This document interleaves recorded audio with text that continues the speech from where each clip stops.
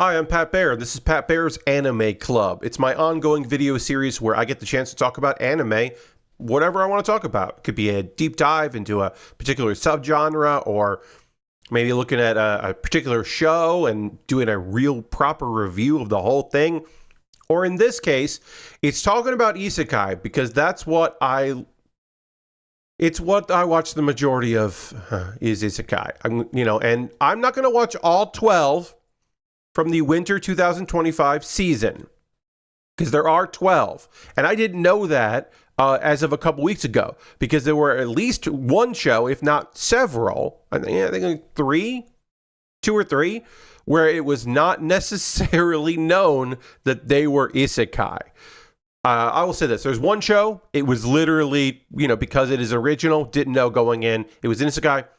There's another show that we weren't actually sure if it was coming out. It looked like it was going to get delayed, so that wasn't included. And then the third show is debatable if it's an isekai. People say yes, so I'm going to include it, but I'll talk about that when we get there. Anyway, there are 12, so I need to get into this, so let's get into it. Let's start. Okay, if you haven't watched one of these before, I do it every season. Now, I didn't from the very beginning, but I realized, I should just do this. I will talk about the ones I'm watching, the ones I'm not watching, and the ones I might watch. And we'll go from definitely watching it to maybe watching it to no. And you know what? Also, I might give up on some of those, right? There might be a show where I was just like, I was definitely going to watch it, and then I kind of like, I don't know.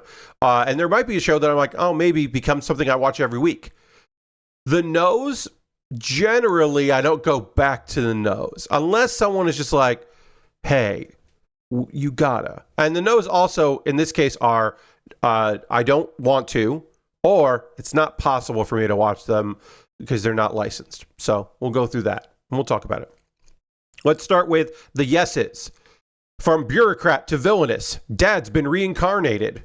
This is a twist on the otome genre. If you're unfamiliar, that is the dating game genre. This is anime that is set in isekai, that is set in a world where, this was a dating game, and maybe the character knows that. Maybe they're the villainous. That's often the case. Maybe they're the main character or a side character.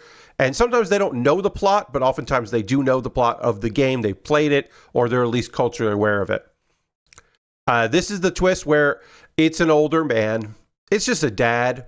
And it's great because he doesn't have designs to take over the world or, rewrite the tragic fate of the character he's now embodying.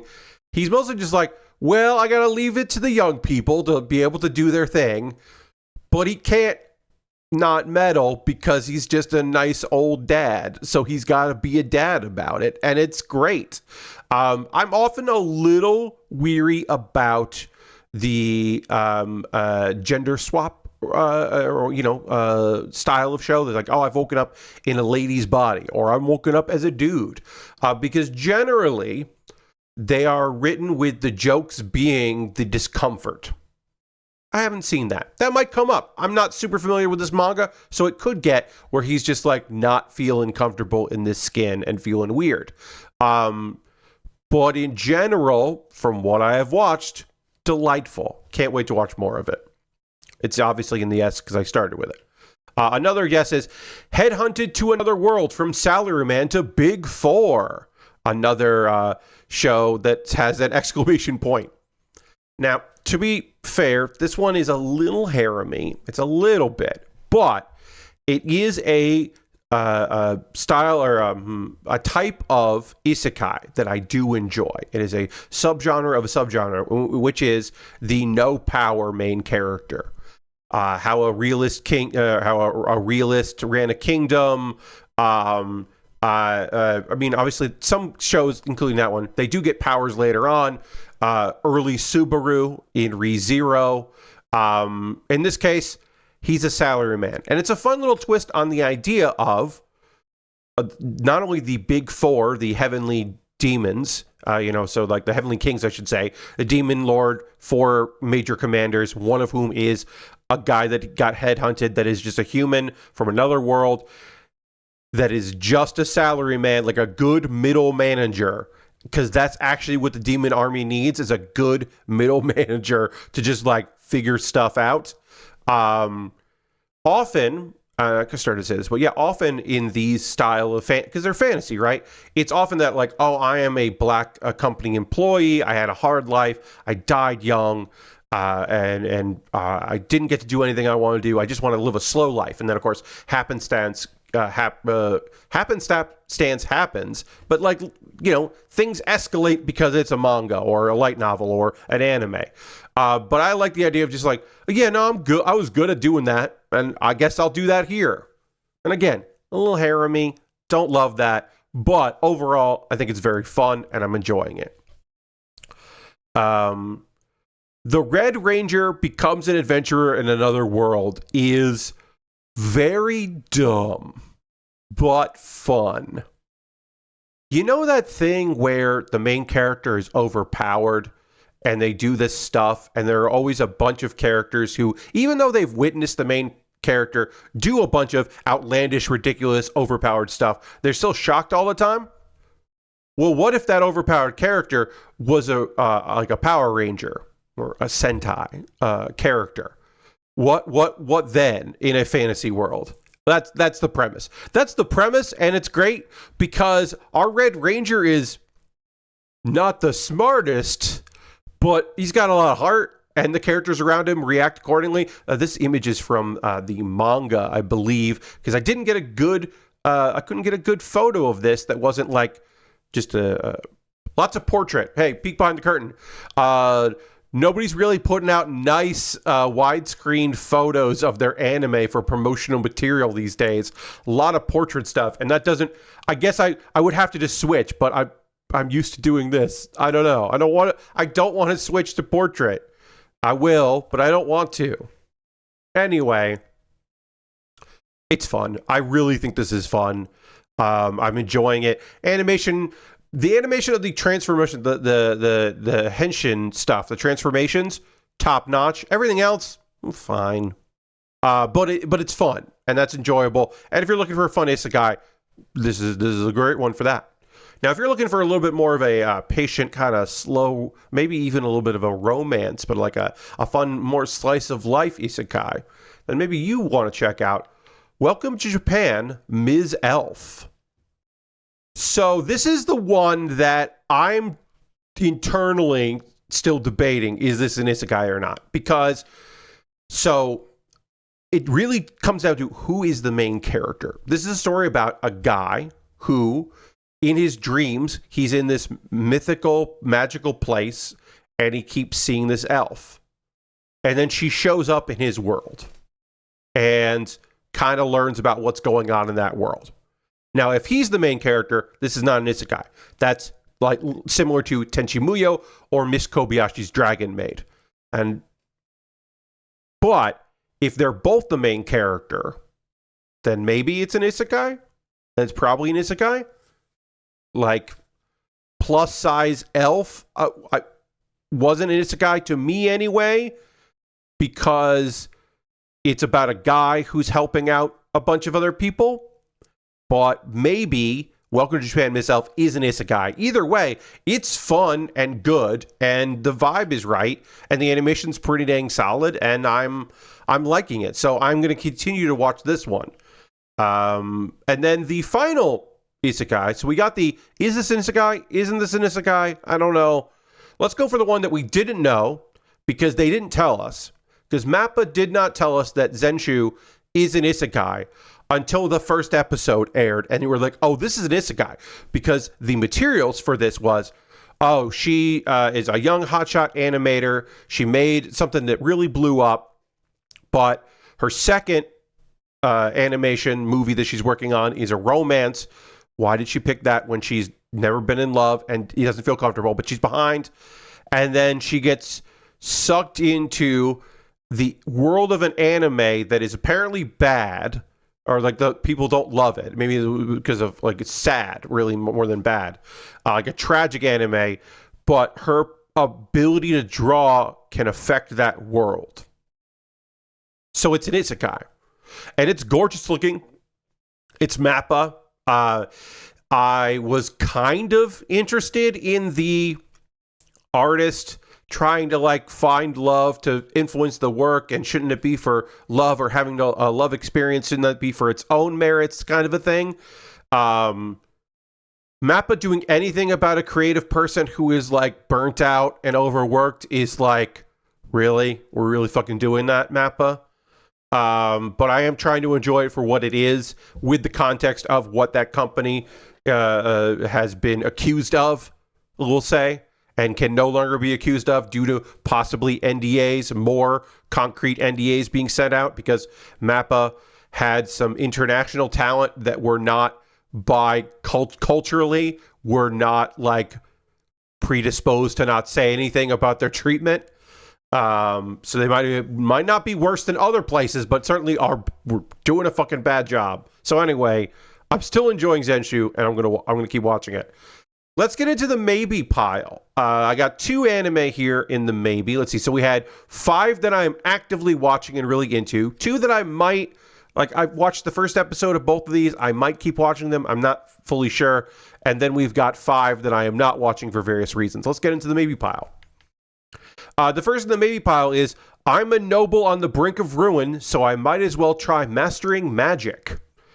And I mean, it's a sentence, right? Based on a light novel, the whole sentence tells you what it is. I've enjoyed some of the manga that I've read here. I haven't read too much of it, but I've liked what I've read. It's a very basic, easy watch. There's some CG in there that I didn't think looked good, but it's like, let's just put it this way. There are 2 isekai that are very similar about like, well, what if I was awesome at magic because now I'm in a fantasy world? There are 2 this season, and this is the one that I don't hate. So we'll say that. So I probably actually won't get to it, but I don't want to put this in the no, because I am like interested in seeing more of it, because it wasn't a bad time. And the same can be said for the daily life of a middle-aged online shopper in another world. There are a bunch of these like salesman in another world, peddler in another world kind of stories. This is one of those, and it's pretty fun. This photo does not include some of his other employees who are animal people. And one thing I will point out, and as a positive for this, is they are not just humans with cat ears or dog ears or whatever. They have fur. I mean, they are anthropomorphized. Did not say that word correctly, but I'm moving on. So they are humanoid animals, but they have fur, and that's something. It's different. This one's totally watchable. You could totally check this one out. The manga is an easy breeze.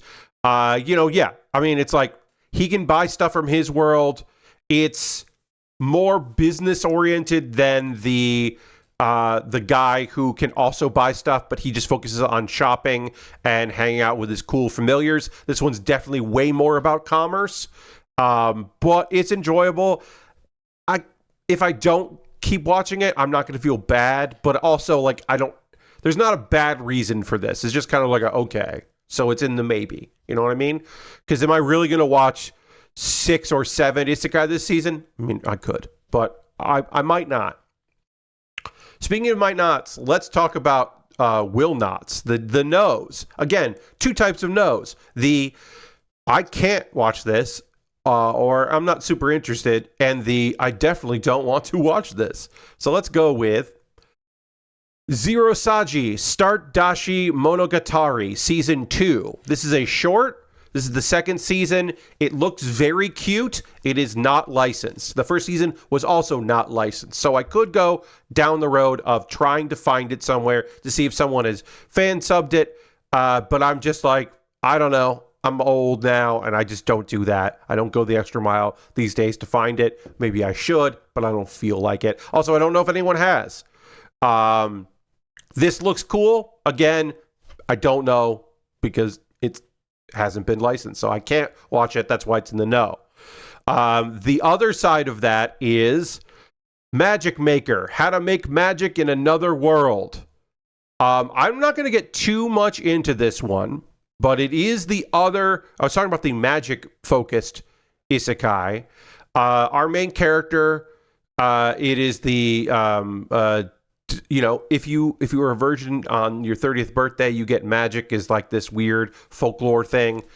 In Japan, that's the premise. He didn't. He died. And then he's in a fantasy world. So he's like, great, well, I can learn magic. And his parents are like, magic's not a thing here, which is a lie. And we, the viewers, will unravel the mysteries. And at least one of those mysteries involves he and his sister. And you do not have to tell me in the comments the spoilers that make this show okay, because it's wrong a lot in many different ways. And I'm not going to give it any more air. I just can't believe this is an anime, and I'm not going to watch it. The latest Precure. This is Maho Sukai Precure Mira Days. This is for the 20th anniversary of Precure. These girls, this is the focused on adult fans. The sequel series to the original. It's an Isekai because it's a Precure. So it's an Isekai, which I forgot about because I'll admit I'm not super up on the Precure shows. I have watched a couple of them, but I certainly haven't watched the one from 2004 that this is celebrating the 20th, or 2005 celebrating the 20th anniversary of. Also, it's not licensed, so I would have to go out of my way to watch it, and so I'm not watching it. That's why it's in the no. Not because I have any big problems with Precure. I've watched some Magical Girls, just not this particular series. And also, since it's a sequel, I would probably want to watch the original because I feel like it is for fans. Capital F, capital A, capital N, capital S, exclamation point. So, yeah, it's probably not for me. Possibly the greatest alchemist of all time. If you just read the synopsis about a guy, he dies, or he gets summoned, but he shouldn't have been summoned, so the goddess is like, hey, the goddess up there is like, hey, I'm actually going to put you on this planet a little early than the other people, because you don't want to be a hero, so you can get a head start, and becomes a creator, becomes an alchemist, has a slow life. There's a fun spider friend that is one of the best parts of the show. You would just think like, oh, this is a standard isekai. He's surrounded by women. He's overpowered. He can do everything. And eventually he can do a lot of other stuff. But mostly he's a workaholic that loves crafting, that owns a variety of slaves. They're all slaves. And they all love working for him and living with him because he's a great boss. But I don't need that shit. I read the manga of this, and there was a point where he was like going to go see some slaves, and then he decided he didn't want to do it. And I was like, great. And then he decided, actually, I should go and get some slaves.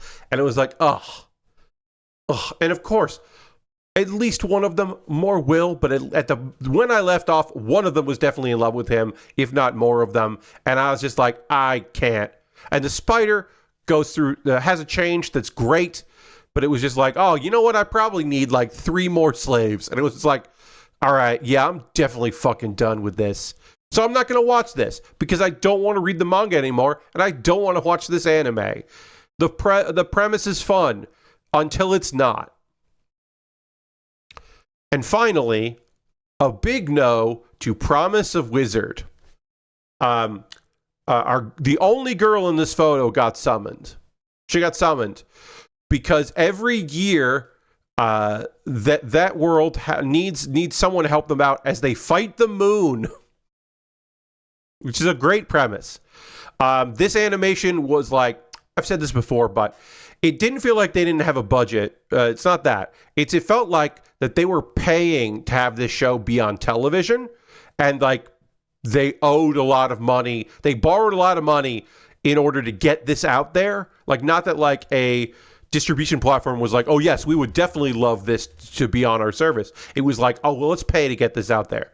It's garbage. It's based on a mobile game, and it's one of those games where you want a lot of pretty boys, and you're the main character. So in this case, the main character's got nothing fucking going on. Akira is just a blank slate, seemingly. And most of the first episode is a bunch of people talking in a stairwell, not moving around.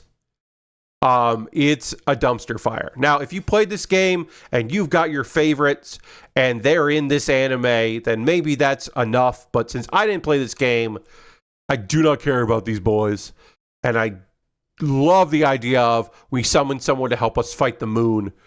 But beyond that, there's nothing here. So that's all 12 Winter 2025 Isekai. We got a lot. Winter and spring is where the Isekai live. And there's more Isekai to come. We still have Dr. Stone, more Dr. Stone coming, which is not an Isekai. More Dr. Stone is out. I did want to say that. Sorry. That's what I meant to say.